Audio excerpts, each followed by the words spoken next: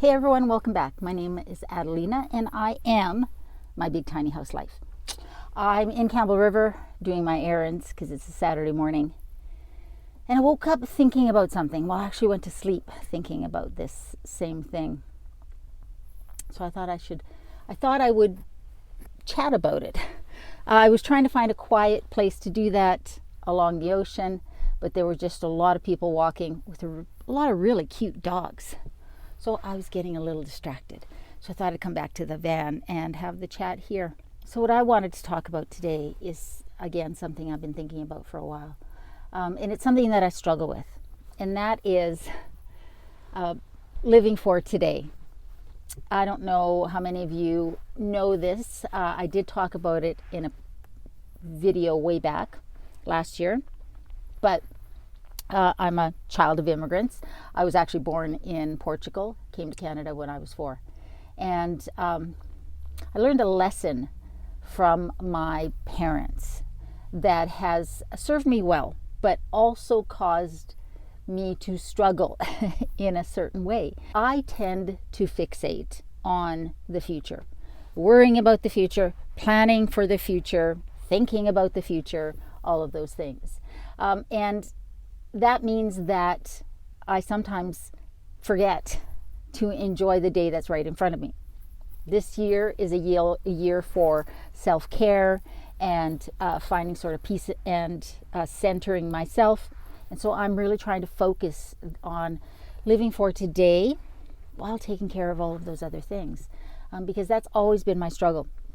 And I learned this as a child, as a young person, because my dad always was thinking about the future. He was a heavy equipment operator at a Cominco mine in the Northwest Territories in Canada.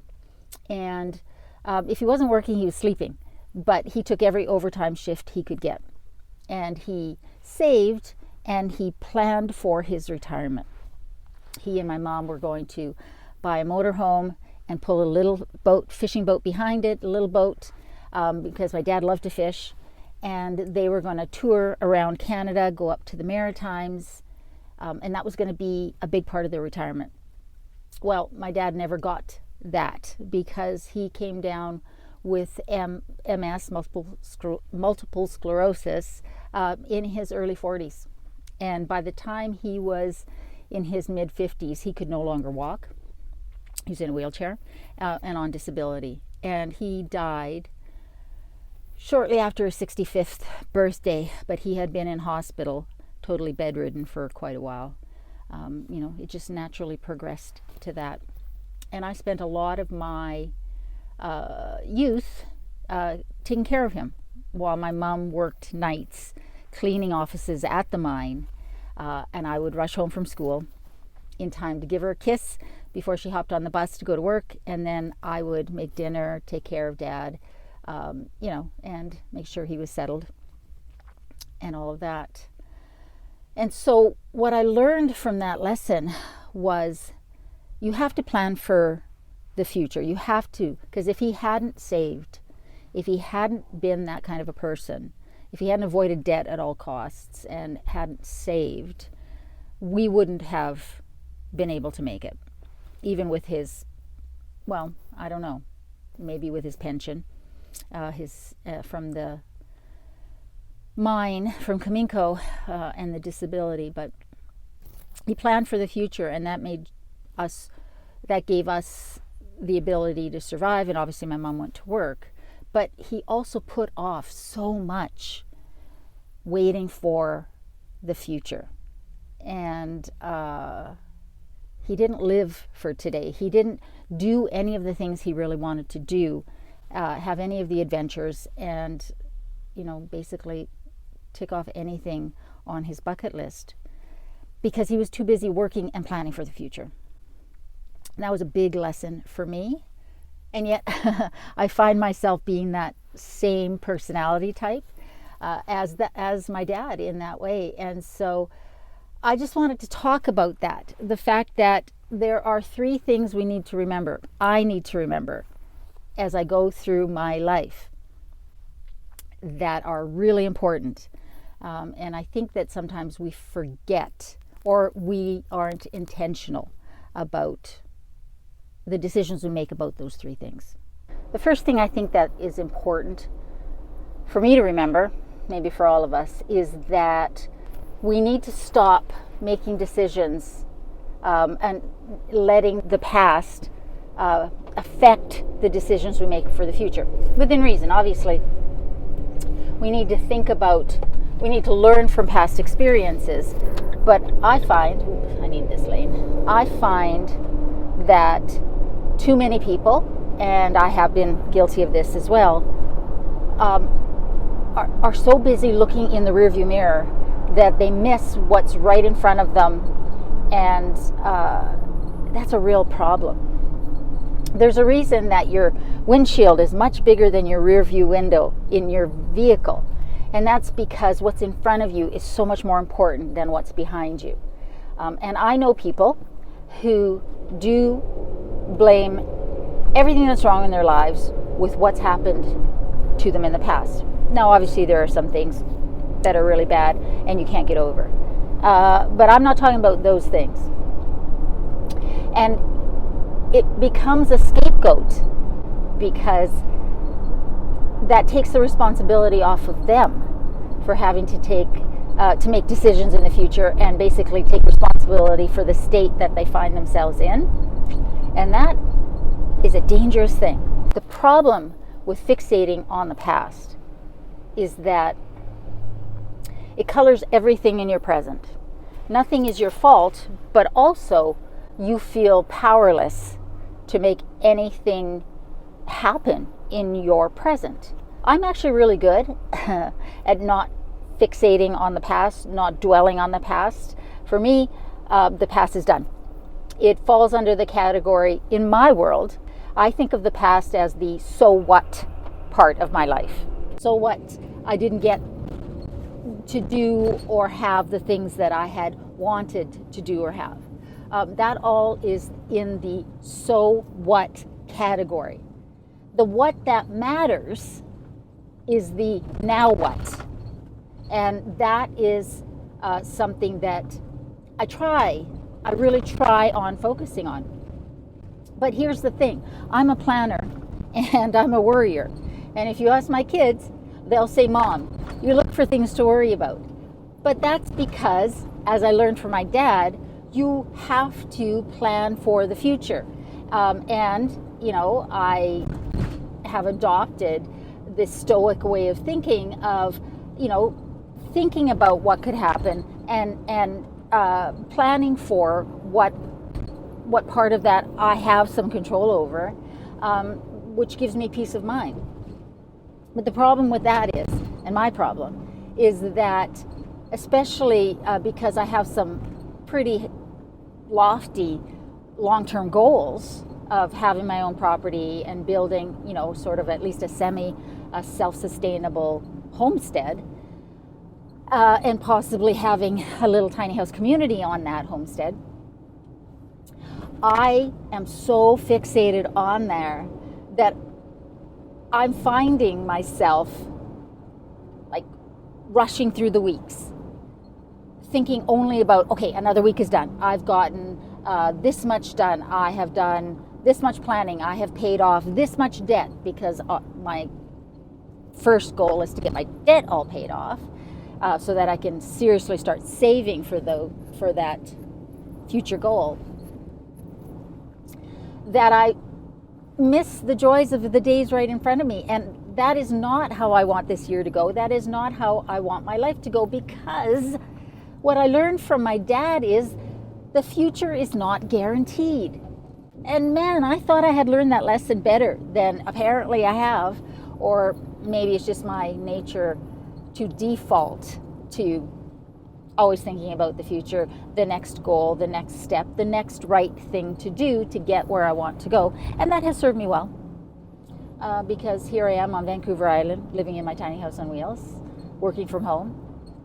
I've done okay with those goals and that planning ahead. The past is over. The future you need to plan for, but the present is the only day you're guaranteed, and that's the day that matters. That's an easy lesson to intellectually understand, but it can be a very difficult lesson to embody. And I do know a few people who very much are present and live for today. Some of those people don't think about the future at all. I think there needs to be a balance between learning the lessons of the past and keeping those in your mind to inform your future, planning for the future, making sure that you're saving as much as you can for when you want to stop working, and you have long-term goals that you can work towards, because I think that's very motivating. But remembering that the most important day is today, the what now, not the so what, and not the maybe what, but the what now, what today is the most important thing, while at the same time planning for the future, and remembering the lessons from the past. Does that make any sense to you guys? I would love to know what your philosophy on that is, what part of that equation you struggle with. Do you struggle with letting go of the past? Are you like me, and do you default to planning for the future and sacrificing so much today that sometimes you miss what the possibilities are? Or are you able to live for today and fully embody it while still taking care of those other things? That is what I have been thinking about the last couple of days. I woke up at like 4:30 this morning, couldn't get back to sleep, and just kept thinking about it in my mind. I just kept saying, Adelina, yesterday's gone. I'm good there. You're doing a good job of planning for the future, but you need to remember to live for today. And that is my challenge, because even though it's my intention for this year, that self-care, that being present, that centering, I still default to daydreaming about the future, making the plans, making spreadsheets, I'm such a nerd, and doing the research and all the planning.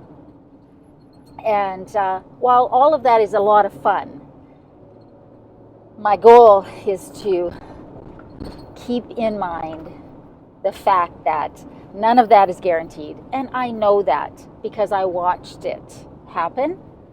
And so that's what I need to focus on. That's what I have very much had in the front of my mind. I bet if I asked you, you could give me at least one name of somebody who didn't get their perfect retirement, didn't get that future planning didn't have that future plan and dream come to fruition for various reasons, health, financial situations. I bet you all of us can think of at least one person. Maybe it's us, right? Maybe it's you. And if it is you, I wonder if you wouldn't be giving the same sort of advice, having the same sort of conversation I'm having right now with myself, with other people, and you probably do. I know that my dad and I talked a lot about it, towards the end of his life, when he could still talk. He never regretted having saved and planned for the future. He regretted not ever having lived any of his dreams in that day, and just always focused on the future and worrying about that. So it's a good reminder. It's one, again, that I've been thinking about a lot, and figured if I made a video and talked about it out loud, instead of just in my own head, that maybe it would stick up here I need to put some little notes around, maybe on my computer, to remind myself that even the little things, all of those little things matter, and that living an intentional and maybe a slower, more present life is a better way to go. Not maybe, it definitely is. It definitely is. Let go of the past. You've got to plan for the future, but you have to live for today. At least I do. Guys, I hope that you are living for today, planning for the future, but living for today, and that you are doing well and that you are staying safe. Remember, in a world where you can be anything, be kind, including to yourself. I love you, and I'll see you next time.